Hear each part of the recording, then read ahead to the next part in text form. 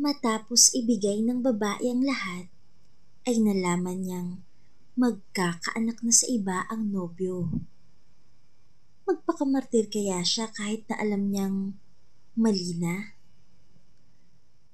Ilang taon na rin single si Jane magmula nang iwan ng kaisa-isang lalaking minahal. Nakasanayan na niya ang buhay na umiikot lamang sa trabaho, pamilya at mga kaibigan. Akala niya ay hindi na muling magbubukas ang pinto ang pag-ibig, hanggang sa magkaroon ng isang pagdiriwang kung saan nakilala niya si Marvin. Matalik na kaibigan ni Marvin ang pinsan ni Jane, kaya sila nagkakilala. Matangkad ang binata, maputi at talaga namang gwapo. Jane, best friend ko nga pala, si Marvin. Single din to, kaya kung naghahanap ka ng magjojowa, eto na oh. Biro ng pinsan ni Jane. Sorry, wala akong time eh. Tugon naman ni Jane. Umupo si Marvin sa upuan na malapit kay Jane. Hi, bati ni Marvin sa dalaga. Ngumiti lamang si Jane bilang tugon. Nice meeting you pala, sabi pa ng binata. Isang tango lang ang sinagot ng babae. Alam ko kung bakit ka single. Ang sungit mo kasi. Natatawang bulong ng binata.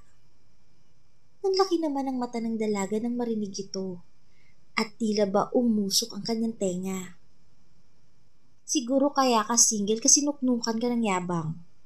Akala mo kung sino? Feeling gwapo. Pabulong na sagot ni Jane habang iniira pa ng lalaki. Ay bakit? Hindi ba? Gwapo naman talaga. Kaya nga ang lagkit mo makatitig kanina eh. Pangaasar pa ng lalaki. Bahala ka sa buhay mo, visit. Saad ng dalaga na ngayon namumula na.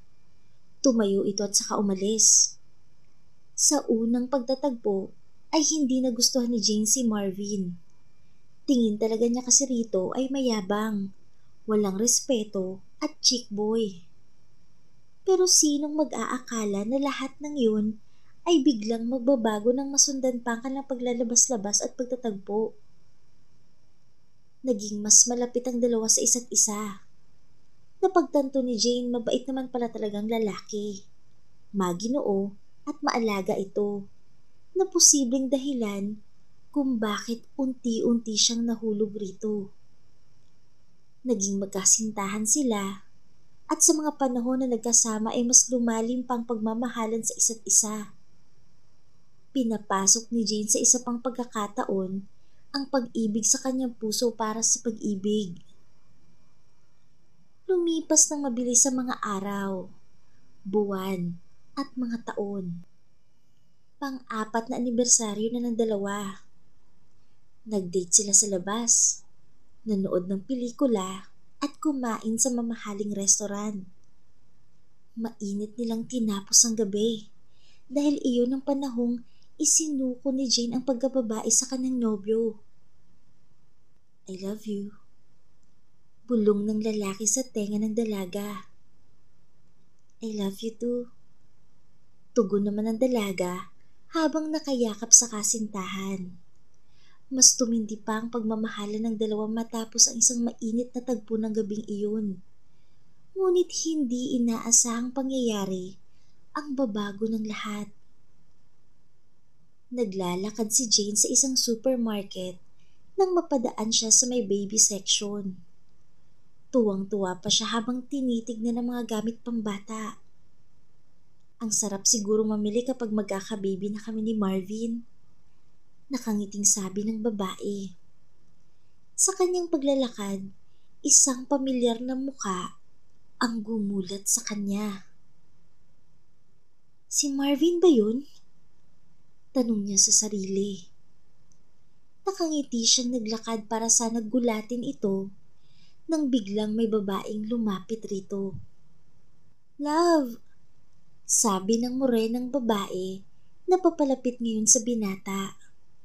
May dala-dala itong butihan at mga medyas na pambata. Mas maganda tong mga design na to, no? Mas gusto ko yung una. Nakangiting sabi naman ni Marvin. Naistatwa si Jane sa narinig.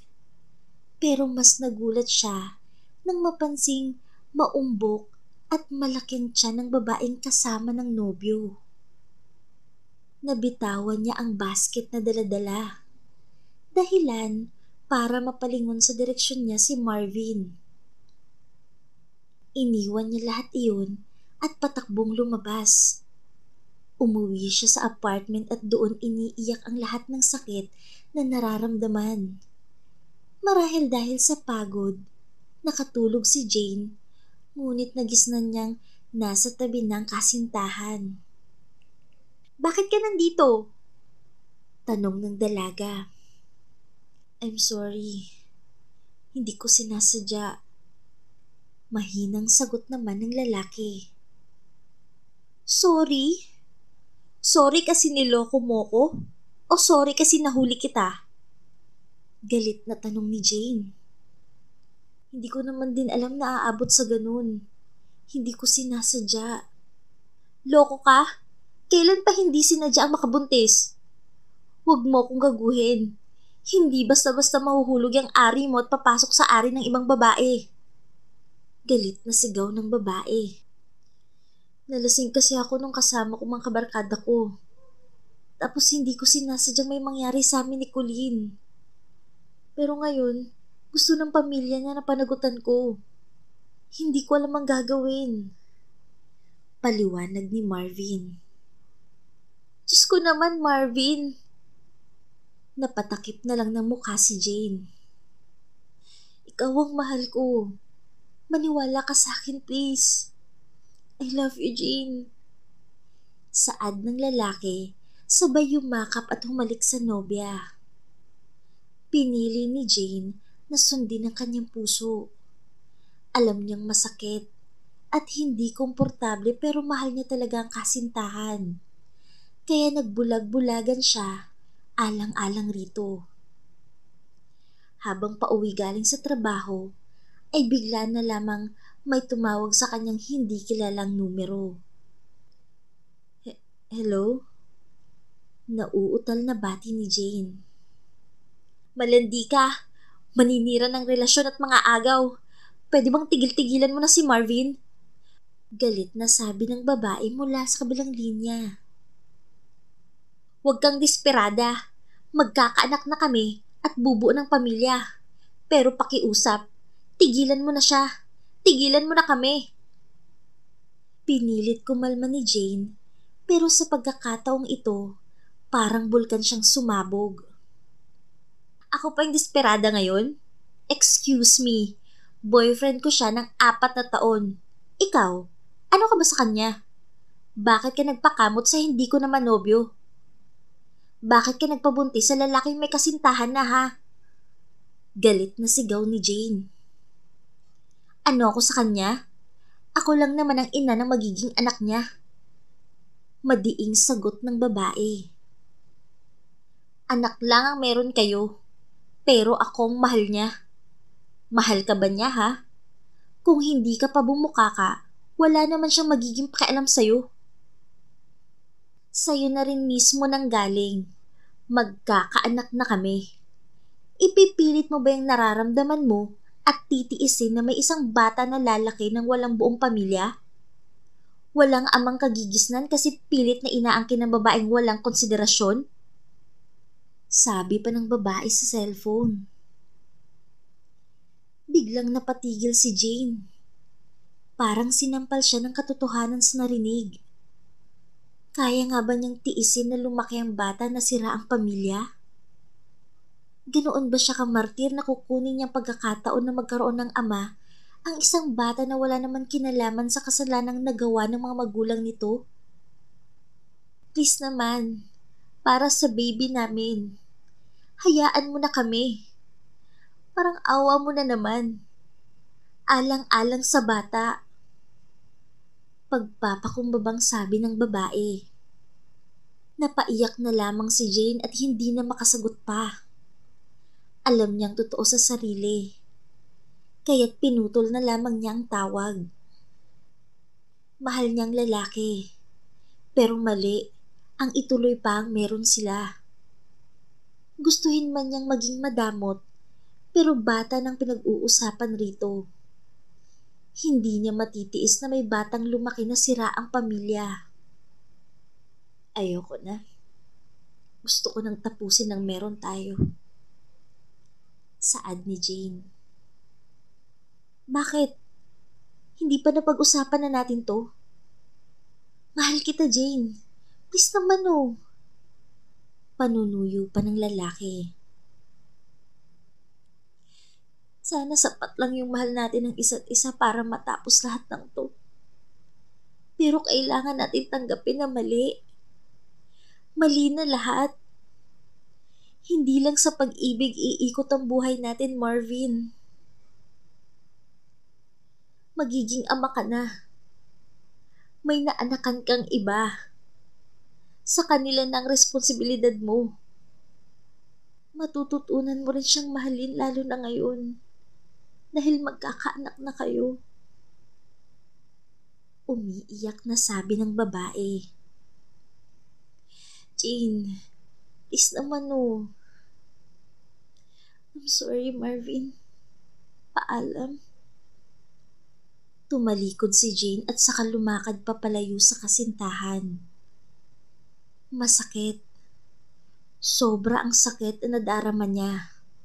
Pero kailangan niyang magparaya dahil yun ang tama. Umalis si Jane sa trabaho at kinuha ang oportunidad na nagbukas para makapagtrabaho siya sa ibang bansa. 5 taon din ang lumipas. Natutunan ni Jane na maging masaya ulit. Natutunan niyang magpatawad at maging masaya sa sitwasyon. Lalo na nang minsan niyang tignan ang Facebook profile ng dating kasintahan. Masayang masaya na ito kasamang anak at asawa sa mga litrato. Hindi naman sinasadyang nag-cruise ang landas nila Jane at Marvin. Nasa shop sila ng isang event coordinator noon. Jane? Pagtawag ni Marvin. Kamusta? Nakangiting bati nito. Uy, nandito ka rin pala. Okay naman ako. Ikaw ang kumusta na?